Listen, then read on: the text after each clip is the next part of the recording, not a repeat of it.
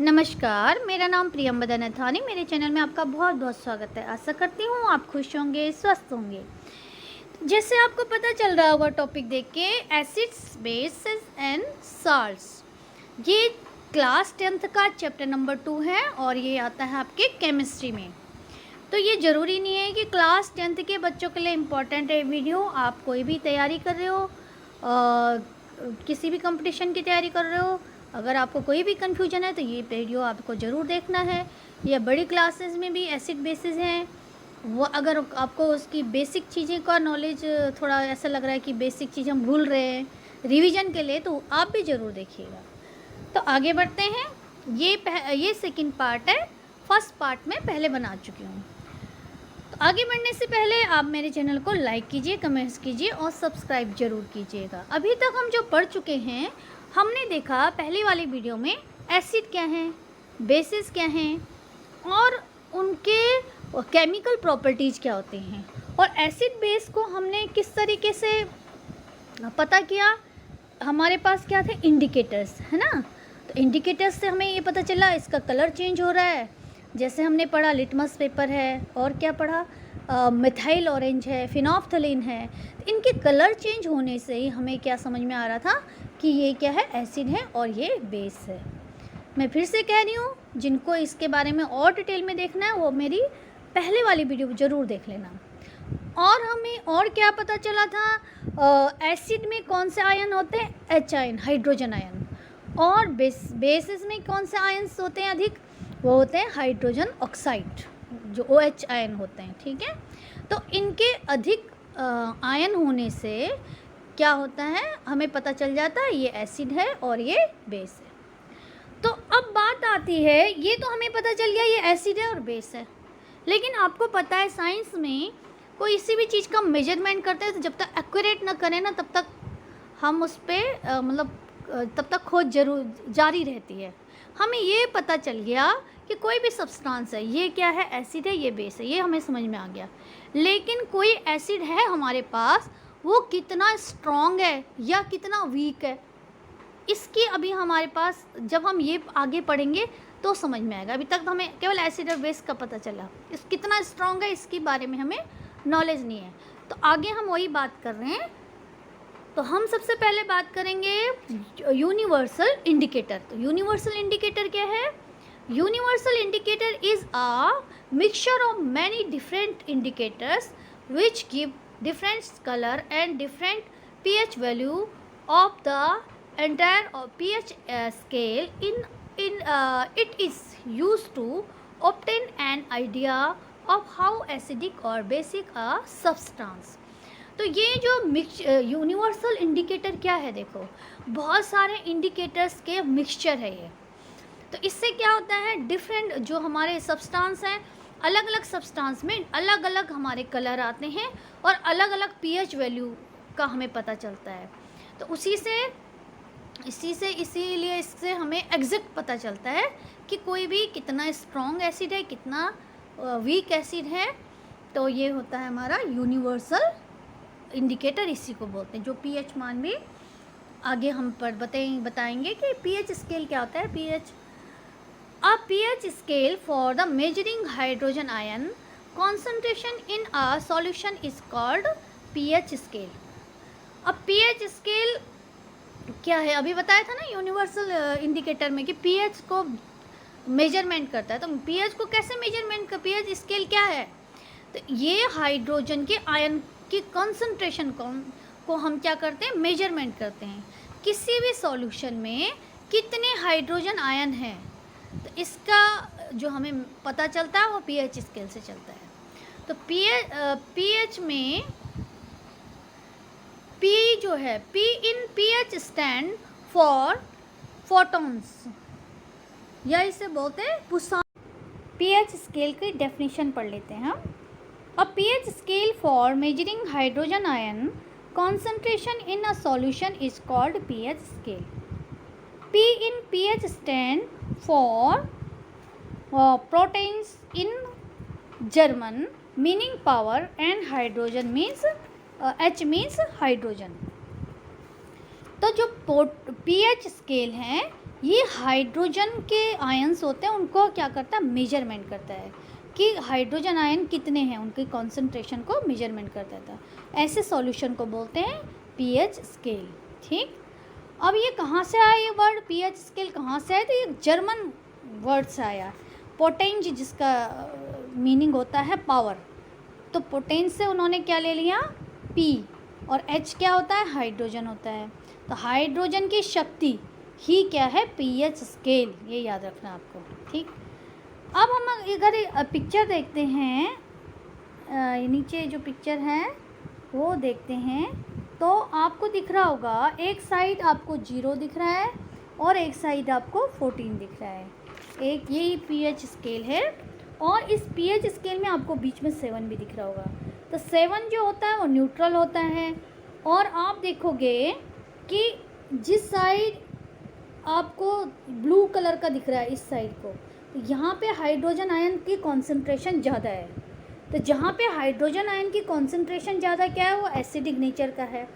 और दूसरी side white वाली साइड में देखिए आप OH दिख रहा है आपको, तो जहाँ पे OH की कॉन्सेंट्रेशन ज़्यादा है तो वो क्या है, बेसिक नेचर का है। अब ये नहीं है कि यहाँ ऊपर हाइड्रोजन है पर बहुत कम है, और यहाँ ऐसा देखो, यहाँ 7 से इधर देखो OH है लेकिन बहुत कम है, उनकी कॉन्सेंट्रेशन बहुत ज़्यादा कम है।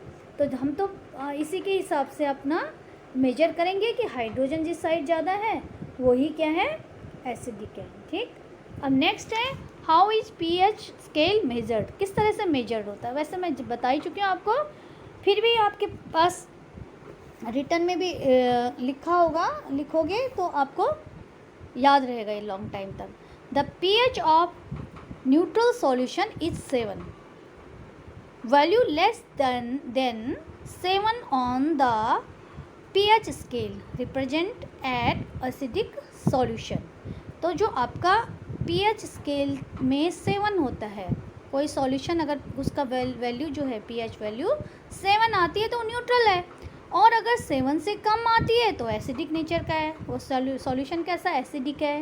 As the pH value increasing from 7 to 14 it represent at the increasing in OH ion concentration in the solution.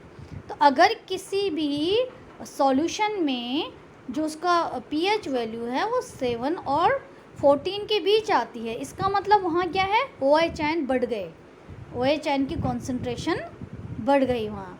तो इसका मतलब क्या होता है, that is increasing in the strength of alkali. तो एल्कली जो होते हैं वो बढ़ गए, मतलब बेसिस जो है वो बढ़ गए। आपको पता है OH में बेस में क्या होता है, OH, तो उनकी जो शक्ति है वो बढ़ गई, क्योंकि इधर हाइड्रोजन कम हो गए तो OH बढ़ गए। Generally paper impregnated with the universal indicator is use for measuring pH.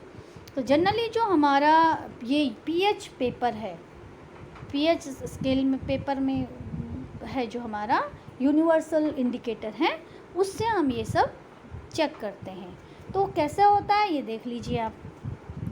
अगर आप ध्यान से देखोगे आपको ये पीएच स्केल दिख रहा है, और इसमें बहुत सारे कलर हैं। आप देखो 1 से लेके और यहाँ 14, 0 से लेके और 14 तक आपको डिफरेंट कलर दिख रहे होंगे। तो इन कलर से ही आप काफ़ी यही समझ जाओगे, कलर से भी, कि किस कलर में कौन सा, किसकी वैल्यू कौन से कलर में। मान लो ये कलर आ रहा है तो इसका मतलब उसका पीएच मान 1 है। अगर बहुत डार्क रेड आ रहा है तो उसका कलर क्या है, 0। और अभी हमने क्या पढ़ा पीछे कि 7 से नीचे जो है ये कौन सा नेचर है, एसिडिक। और जितना कम होगा, 7 से जितना कम होगा उतना ज़्यादा स्ट्रॉन्ग एसिड होगा ये, है ना। इसका मतलब इसमें किसकी संख्या कि कौन से आयन ज़्यादा होंगे, H आयन, हाइड्रोजन आयन, और इधर कौन से संख्या बढ़ जाएगी, OH आयन, है ना। तो जैसे जैसे आप देखोगे 2 आ रहा है, H की जो हाइड्रोजन की संख्या है आयंस की वो कम हो रही है, कॉन्सेंट्रेशन कम हो रही है, और 6 तक आकर बहुत कम हो रही है। फिर आप 7 में देखिए यहाँ पे न्यूट्रल है, ना ये बेस है ना ये एसिडिक है। अब उधर चले जाइए, 7 से ऊपर जाइए आप, तो आपको क्या दिख रहा है, 8 से लेकर 14 तक आपको कलर डिफरेंट दिख रहे हैं ना। तो इसमें भी सेम चीज़ है, 8, 9 को हम बोलेंगे इसमें OH की OH जो आयन है उनकी संख्या या उनकी कॉन्सेंट्रेशन कम है, लेकिन जैसे जैसे इधर बढ़ेगा वहाँ हमें दिखेगा कि OH की कॉन्सेंट्रेशन बढ़ जाती है। और कलर में भी देखो, अगर डार्क ब्लू आ रहा है तो इसका 14 है, थोड़ा कम डार्क है 13, उससे थोड़ा कम है तो 12, 13। तो इस अब देखो, इस पूरे में pH स्केल से हम एग्जैक्ट बता सकते हैं कि भाई ये हमने कोई भी सॉल्यूशन है हम पे, उस पर हमने ये जो pH स्केल को टच किया, जो हमारे पास पेपर है, तो हम देखेंगे किस कलर का आ रहा। मान लो बहुत इस तरह के कलर का आ रहा हो, तो हम बोल देंगे इसका pH मान क्या है, 12 है। 12 है तो ये किस में आ जाएगा, स्ट्रॉन्ग में ही आएगा, है ना, ये सारे स्ट्रॉन्ग में आएंगे। अगर मान लो थोड़ा इस तरीके का आ रहा है, लाइट, बहुत लाइट ब्लू, बिल्कुल लाइट, तो इसका मतलब वो कैसा बेस है, वीक है। एल्काइली कैसी है वो, कैसे बेस है, बहुत वीक है। और अगर इसी तरह से हम देखेंगे, अगर डार्क रेड आ रहा है तो एसिडिक, स्ट्रॉन्ग एसिड है वो, और ऐसे ही अगर इधर आ रहा है, कम कम आ रहा है तो वीक होता जाएगा। 5, 6 के बीच तो वीक एसिड हो जाएगा। ये आई बात समझ में? तो इससे आपको पिक्चर से ही समझ में आ रहा होगा कि कलर देख के ही हमें समझ में आएगा कि किसका pH वैल्यू कितनी है। अब आपको पता चल गया होगा, हम बोलते हैं जैसे कि pH वैल्यू बात करते हैं ना सॉइल की, कि भाई इसकी pH वैल्यू इतनी होनी चाहिए, तो 5 से इतनी कम होनी चाहिए, 7 से इतनी ज़्यादा नहीं होनी चाहिए। तो वो हम कैसे नापते हैं? अब हम केवल एसिड और बेस की बात नहीं कर रहे हैं, हम प्रॉपर बता रहे हैं कि pH वैल्यू 1 है कि 5 है कि 6 है। तो 1 है तो बहुत ज़्यादा एसिडिक है, 5, 6 है तो वीक एसिड है ना। तो हमें इससे पता चल रहा है, इसी तरह से बेस का भी पता चल रहा है। तो एग्जैक्ट हम किसी भी चीज़ का पता, जैसे मिल्क है, अच्छा मैं इनमें बता देती हूँ आपको।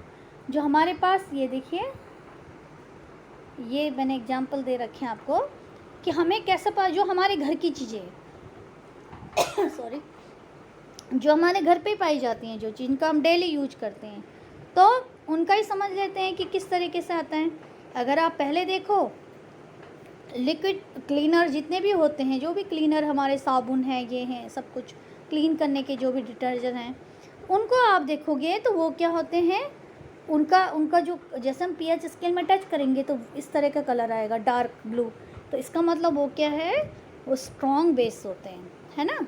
उसके बाद जो ब्लीचिंग पाउडर वगैरह है, उनका 13.5 तक आता है, तो थोड़ा पहले वाले से कम है, लेकिन ये भी स्ट्रॉन्ग में ही आते हैं। इसके बाद हमारा 10.5 से 11 पॉइंट आता है अमोनिया सॉल्यूशन का, तो ये भी क्या आएगा, हमारा बेस ही रहेगा, वीक हो जाएगा यहाँ से। बेकिंग सोडा जो हम खाने में भी डालते हैं, है ना, कई खाने में जाता है बेकिंग सोडा, तो ये किस में आएगा, ये भी वीक बेस है, लेकिन ये वीक है लेकिन बेस है।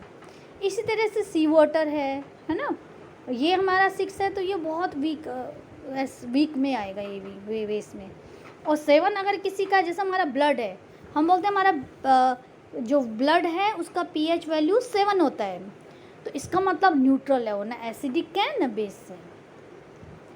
अब देखो इसके बाद आ जाता है एसिडिक का। अगर मान लो मिल्क है, मिल्क में हमने ये पेपर pH जो पेपर होता है उसको टच किया और फिर देखा हमने कौन सा कलर, तो लाइट सा, बिल्कुल लाइट रेड है, रेडी सा, हल्का सा है बहुत, तो उसका pH वैल्यू कितनी हो जाएगी, 6.3, तो मतलब बहुत कम है, एसिडिक है ना, वीक एसिड। ऐसे ब्लैक कॉफ़ी है, वो भी उसका 5 आ रहा है तो वो वीक आएगा।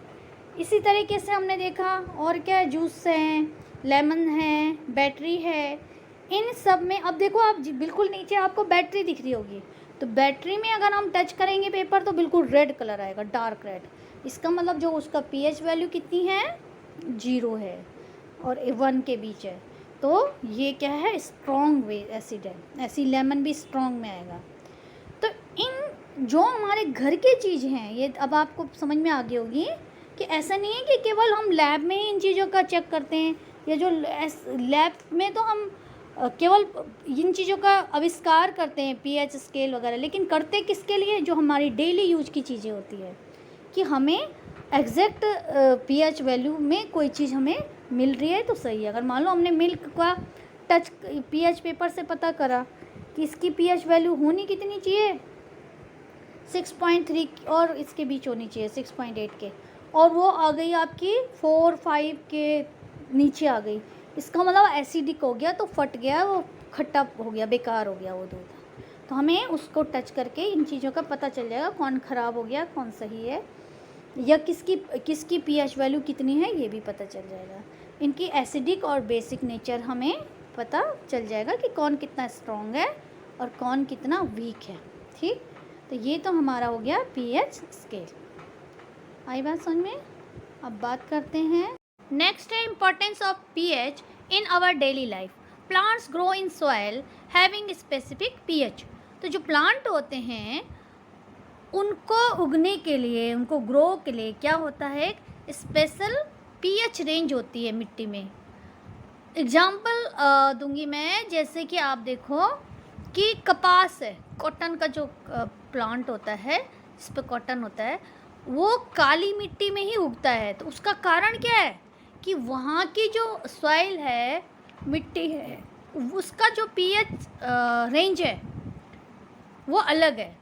उसी पीएच रेंज पे जो हमारा कॉटन का प्लांट है वो अच्छे से उगता है, हेल्दी उगता है और बहुत अच्छी पैदावार होती है वहाँ पे। ऐसे अगर पूरे देश में देखें हम, तो आपने देखा होगा अलग अलग जगह के स्पेसिफिक एरिया के जो फसल होती है वो अलग अलग होती है। तो उसका कारण उनकी सॉइल है। और सॉइल अलग क्यों है उनका? क्योंकि हर सॉइल की जो पीएच रेंज है वो अलग अलग होती है। कई प्लांट ऐसे होते हैं जो एसिडिक सॉइल में अच्छा ग्रो करते हैं, कई बेसिक सॉइल में अच्छा ग्रो करते हैं। तो हमारी मिट्टी में जो पीएच रेंज है वो बिल्कुल एक्यूरेट होना चाहिए, सही होना चाहिए उस फसल के लिए जिस फसल को हम बो रहे हैं। तो इस तरह से पीएच वैल्यू हमारे प्लांट को भी असर करता है, इफेक्ट करता है। नेक्स्ट है pH of HCl secret in stomach is 2.0 which is acidic. आपने देखा होगा कि हमारा स्टमक जो है, या आपने पढ़ा भी है, जो हमारा स्टमक है जब उसमें खाना पहुंचता है, फूड पहुंचता है, तो क्या कौन सी जो एसिड है वो कौन सा एसिड आता है उसमें? हाइड्रोक्लोरिक एसिड, है ना। तो हाइड्रोक्लोरिक एसिड जो है वो हमारे फूड को डाइजेस्ट करने में मदद करता है। वो उसी समय सीक्रेट होता है जब फूड पहुंचता है स्टमक में। तो जब नॉर्मल जो हमारा डाइजेशन नॉर्मल प्रोसेस है वो ठीक है, लेकिन कई बार क्या होता है, हमने अगर ज़रूरत से ज़्यादा खाना खा लिया या हमारा पेट ज़रूरत से ज़्यादा खाली है, मान लो हम 2 बजे का खाने का टाइम है, तो एक बायोलॉजिकल क्लॉक होती है ना हमारी बॉडी में, वो 2 बजे वो सीक्रेट होने लगता है HCl, और हमने खाना नहीं खाया किसी कारण से उस दिन, तो उस दिन क्या हो जाएगा हमारी, हम बोलते हैं ना ये हमारे पेट में दर्द हो रही है, एसिडिटी की प्रॉब्लम हो रही है, तो क्या होने लगता है, हमें प्रॉब्लम्स होने लगती है, दर्द होने लगता है, जलन होने लगती है। तो इसका जो कारण है क्योंकि हमारे स्टमक का एनवायरनमेंट कैसा हो गया, एसिडिक एनवायरनमेंट हो गया वहाँ पे। तो उसको ठीक करने के लिए हमें क्या चाहिए, हमें क्या चाहिए, बेस का यूज करना है वहाँ पे। तो बेस का यूज करने की जो दवाइयाँ होती हैं उन्हें बोलते हैं एंटासिड। एंटासिड जो बेसेस होते हैं वो क्या करते हैं, वो क्योंकि वो बेस होता है, तो हमारे जो हमारा स्टमक है वहाँ एसिड है, तो जब एसिड और बेस आपस में मिलते हैं तो क्या हो जाता है, न्यूट्रल हो जाता है, तो हमारा पेट दर्द ठीक हो जाता है। तो जो हमारे अधिकतर हम जो यूज करते हैं मैग्नीशियम हाइड्रोक्साइड या मिल्क ऑफ मैग्नीशिया भी बोलते हैं उससे, उसका हम यूज करते हैं इस प्रॉब्लम को सॉल्व करने के लिए। नेक्स्ट है हमारे पास decay start when pH of mouth less than 5.5। जब हमारे pH वैल्यू हमारे मुंह का 5.5 हो जाता है, 5.5 से कम होने लगता है, तो हमारे जो मुंह के अंदर भी क्या होने लगता है, एसिडिक एनवायरनमेंट होने लगता है। और हमारे मुंह में क्या दांत होते हैं, सीधी सी बात, और दांत में जो दांत की ऊपरी लेयर है उसे कहते हैं इनेमल।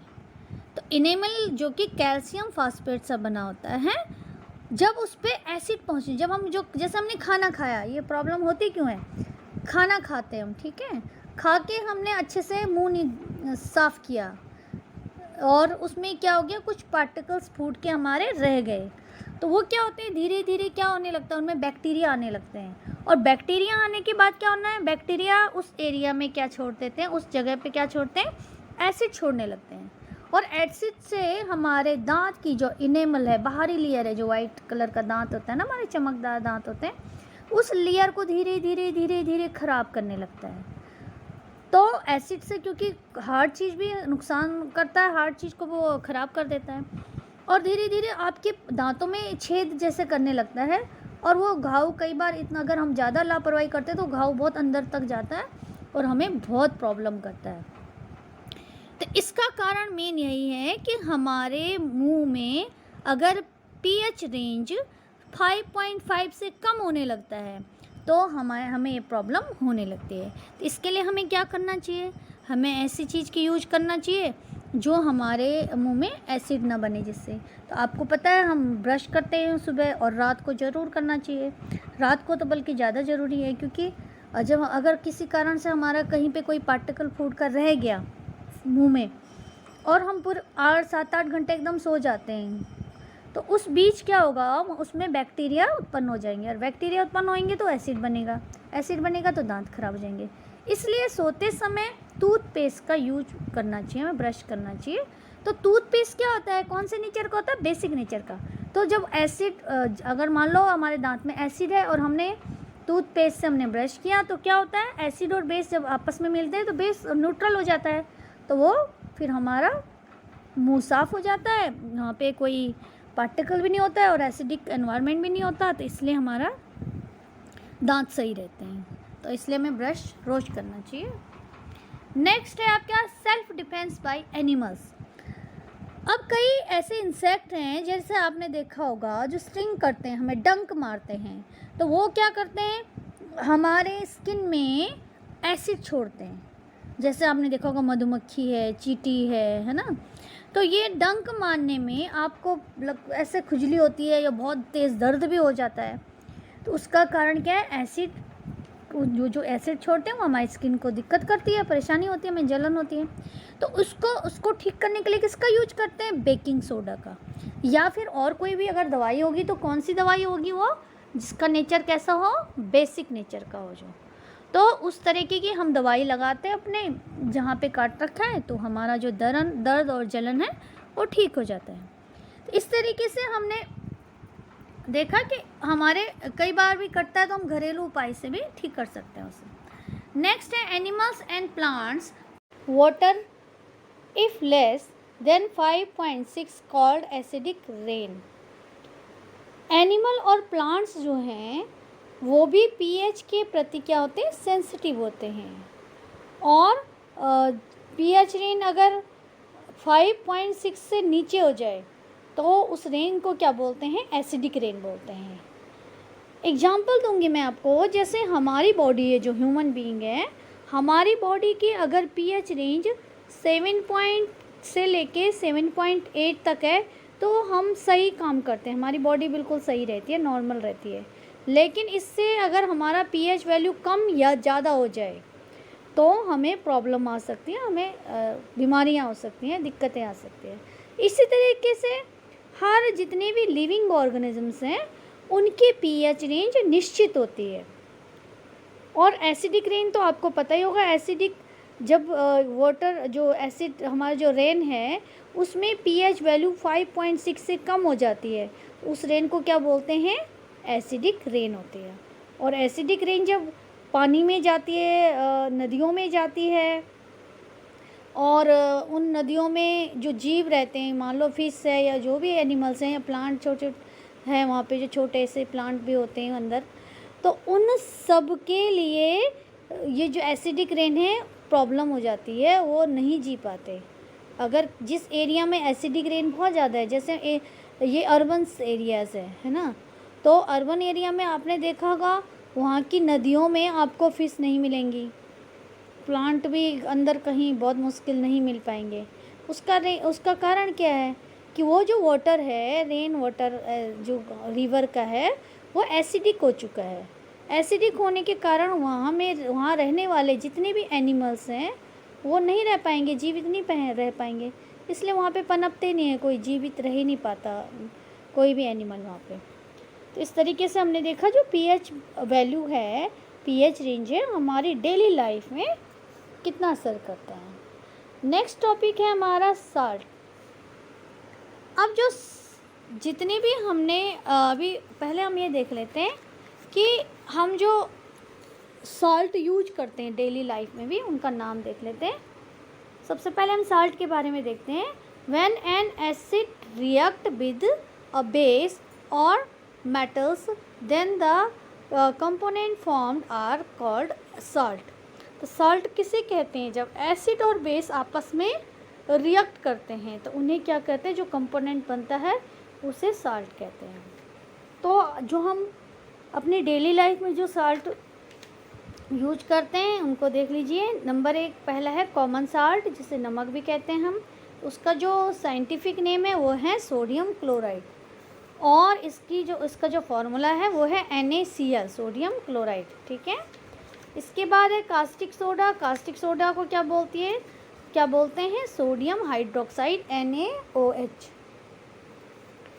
इसके बाद है आपके पास baking soda, sodium hydroxide carbonate. तो इसका जो फॉर्मूला है वो सोडियम Na और NaHCO3 है। ठीक। नेक्स्ट है वॉशिंग सोडा। इसका साइंटिफिक नेम है सोडियम कार्बोनेट, और इसका जो फॉर्मूला है Na2CO3 और 10H2। नेक्स्ट है ब्लीचिंग पाउडर। ब्लीचिंग पाउडर क्या होता है? कैल्शियम ऑक्सीक्लोराइड, तो इसको बोलते हैं CaOCl2। इसके बाद आपका जो कॉमन हम जो यूज करते हैं वो है प्लास्टिक ऑफ पेरिस।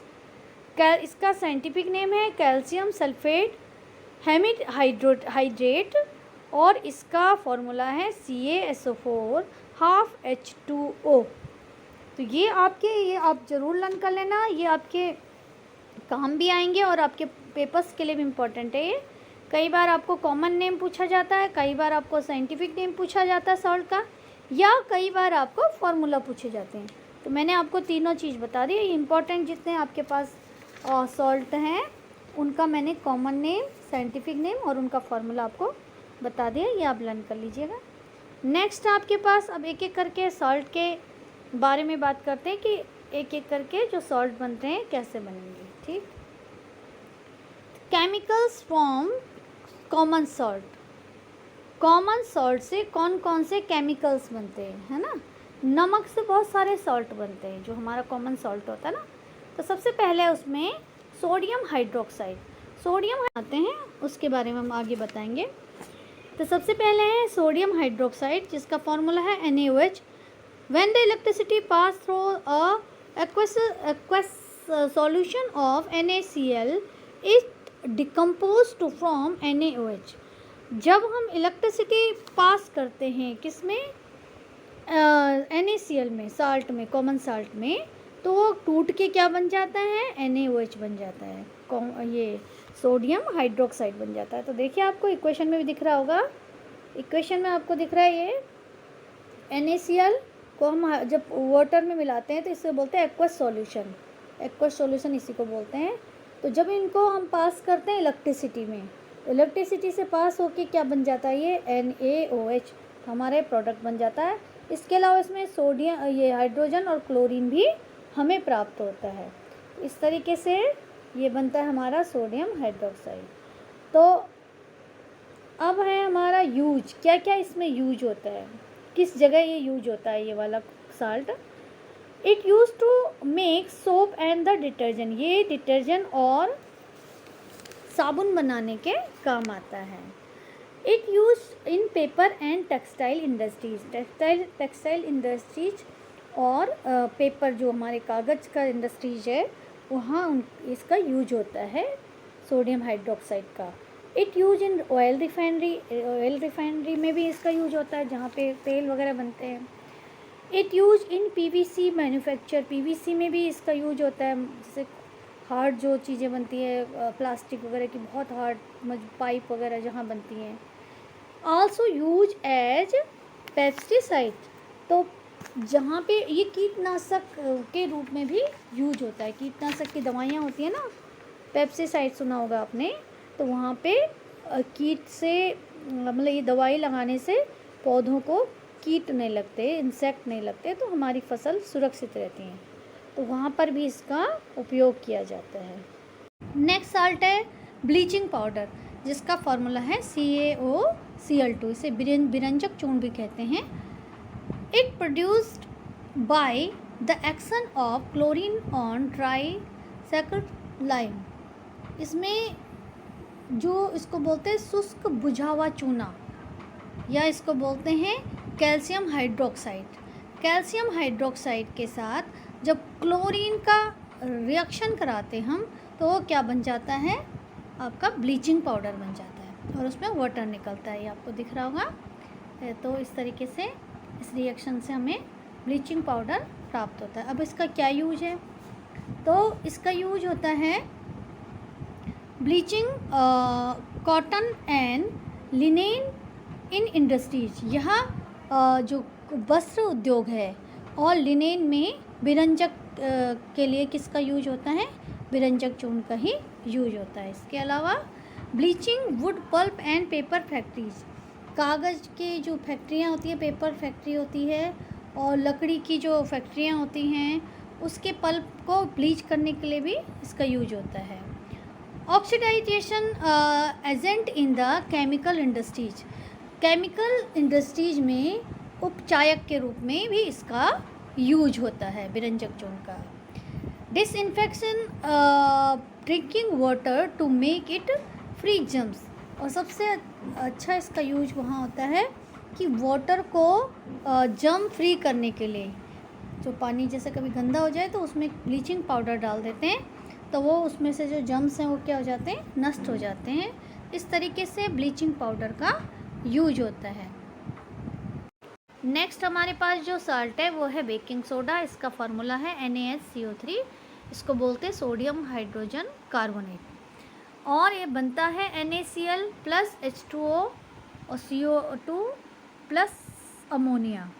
तो आप देख रहे होंगे कॉमन साल्ट है NaCl, और ये तीन जब इसके साथ रिएक्ट करते हैं, आपको याद रखना है वाटर, कार्बन डाइऑक्साइड और अमोनिया, तो हमें क्या मिलता है, बेकिंग सोडा मिलता है, NaHCO3 मिलता है। उसके साथ एक प्रोडक्ट और मिल जाता है, अमोनियम क्लोराइड मिल जाता है। ठीक, तो ये हमें याद रखना है कि किस तरीके से इसको प्राप्त किया जाता है। नेक्स्ट है हमारे पास प्रॉपर्टीज, इट इज़ मेल्ट और non corrosive base when it is heated during the cooking. ये कोरोसिव बेस होता है, और जब हम इसको कुक करते हैं, कुक करने में हमें हीट करना पड़ता है इसे, तो हीट करने में आप देखोगे कि इसमें क्या बन रहा है, सोडियम कार्बोनेट बन रहा है ना, और क्या निकल रहा है इसमें, वाटर एंड CO2, जो गैस है वो बाहर निकल रही है।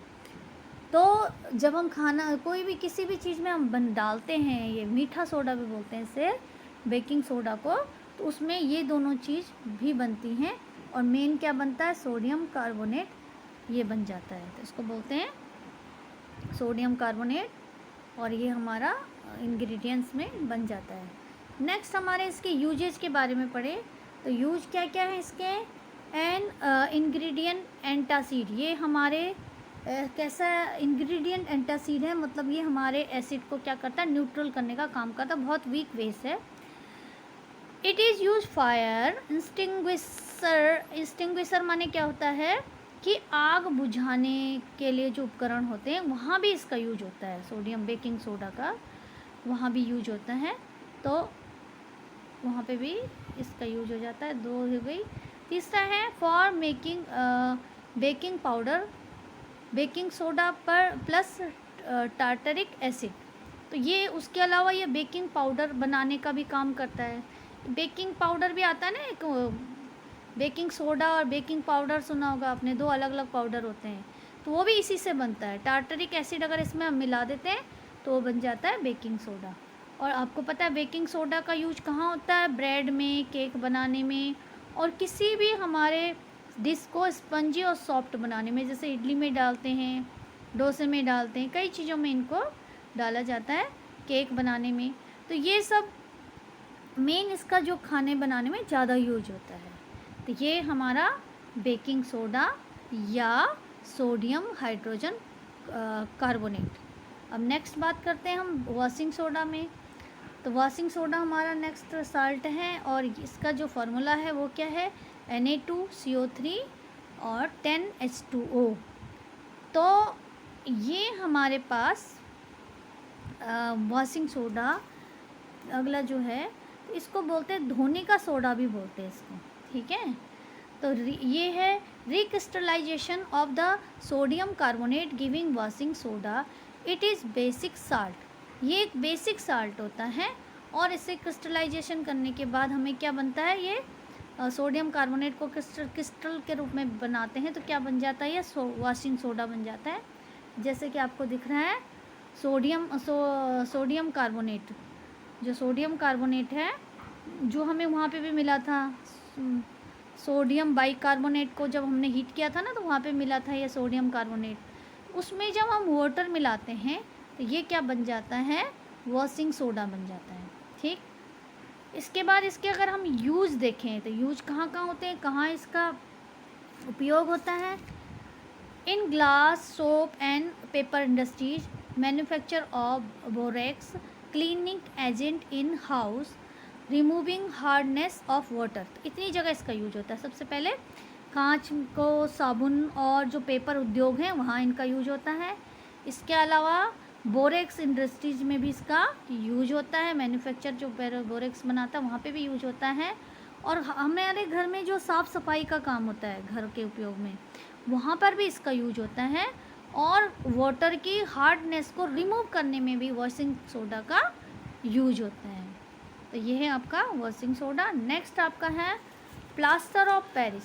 प्लास्टर ऑफ पेरिस में इसका अगर हम फार्मूला देखें तो ये याद करना आपको बहुत इम्पोर्टेंट, ये पूछा जाता है अधिकतर पेपर में भी। तो ये आपका CaSO4 हाफ H2O। तो ये याद करना आपको इसका फार्मूला प्लास्टर ऑफ पेरिस का। अब ये बनता कैसे है देखो, when the heated gypsum CaSO4 होता है gypsum CaSO4 2H2O at 100 degree Celsius, it loses water molecules and becomes POP। POP सुना होगा ना आपने, इसी को बोलते हैं POP, प्लास्टर ऑफ पेरिस को ही POP कहते हैं। तो जब हम जिप्सम को हीट करते हैं 100 डिग्री तक तो उसका जो वाटर कम हो जाता है, तो क्या बन जाता है, ये बन जाता है हमारा प्लास्टर ऑफ पेरिस बन जाता है। और प्लास्टर ऑफ जो पेरिस है इसका यूज बहुत जगह होता है। जैसे आपने देखा होगा जब हड्डी वड्डी टूट जाती है तो डॉक्टर क्या करता है, एक प्लास्टर लगाता है ना कुछ वाइट कलर का जो बाद में हार्ड बन जाता है, तो वो भी यही होता है, प्लास्टर ऑफ पेरिस का ही वो जो पाउडर होता है वही होता है। और फिर उसको जब हम वाटर में मिलाते हैं तो क्या बन जाता है, वो जिप्सम बन जाता है। तो ये दोनों आपस में क्या हो जाते हैं, रिवर्स होते रहते हैं। It is white powder on mixing of white water, it change in gypsum. तो ये चेंज जिप्सम में भी, जिप्सम प्लास्टर ऑफ पेरिस में चेंज हो जाता है। और प्लास्टर ऑफ पेरिस को जब हम वाटर मिलाएं और तो क्या बन जाता है, वो जिप्सम बन जाता है। तो आपको दिख रहा होगा CaSO4 में क्या मिला रहे हैं हम, जिप्सम में क्या मिला रहे हैं, वाटर मिला रहे हैं, सॉरी प्लास्टर ऑफ पेरिस में क्या मिला रहे हैं, वाटर मिला रहे हैं, तो क्या बन जा रहा है, जिप्सम बन रहा है। तो दोनों का फॉर्मूले में कंफ्यूज नहीं होना आपको, एक में हाफ H2O है और एक में 2H2 है, बस इतना ही अंतर है इनमें। तो ये आपको फार्मूला याद हो जाना चाहिए जिप्सम का और प्लास्टर ऑफ पेरिस का। अब इसके यूज मैंने अभी बता ही दिया आपको, जैसे doctor using supporting fracture bones making for making toys. एक तो डॉक्टर जब फ्रैक्चर होता है उस समय यूज करता है।